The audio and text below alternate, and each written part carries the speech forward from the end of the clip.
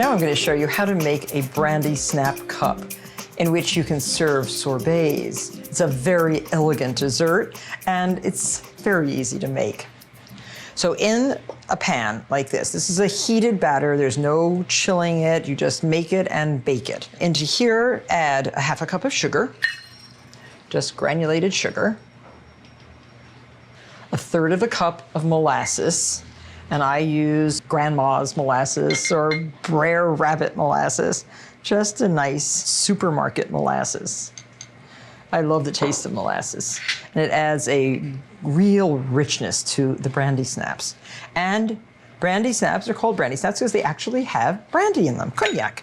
So make sure you have some cognac on hand. And it is exactly 2 tablespoons of cognac.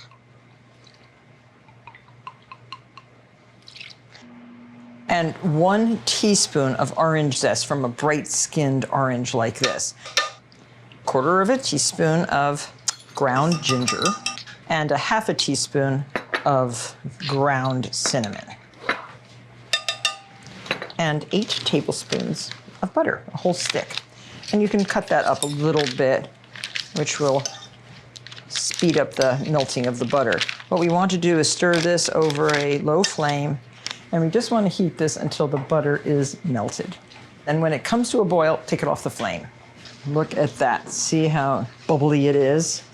While it's still very, very hot, stir in 1/3 of a cup of flour. All purpose is fine. Stir that in until it's completely dissolved.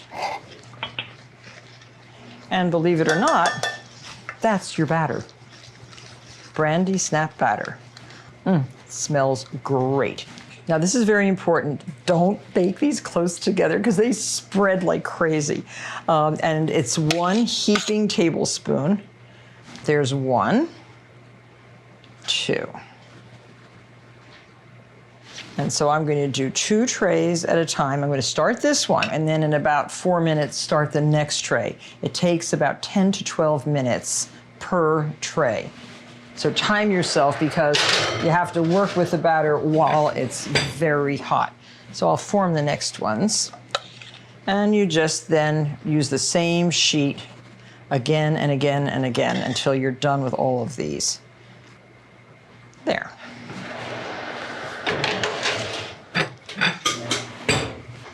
Now this is what they look like when they first come out of the oven. They're bubbly and very thin and very, very soft. And if you try to move them here, you will not get anywhere. It'll just be a blob. So just wait about 3 minutes or so. Now this is not the time to answer your telephone or read your email or go to the door for the UPS man or the postman. Just let them wait because these will harden up all of a sudden and then just be a flat round. It's not what you want. We're trying to make these gorgeous cups in which we're going to serve fruit sorbets. They're just starting to firm up. That's when you want to pick it up and put it over a form.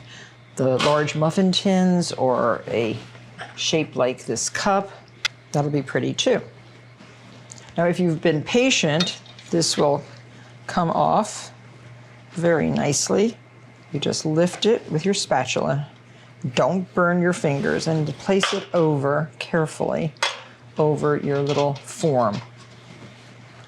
And it makes a very nice cup. You have to be a little intrepid when you make things like this. Don't get nervous. If a little crack forms like that, it's nothing. If it doesn't form a cup, then it's something. So we're ready to now let these cool, and I'll show you what it looks like when they're filled with a delicious sorbet or an ice cream. Now, this dessert really does call for your prettiest plates, and we have grapefruit, blood orange, and apricot homemade sorbets. So we'll take a little bit of this blood orange. Oh my gosh, what a beautiful sorbet. Just 1 scoop is plenty.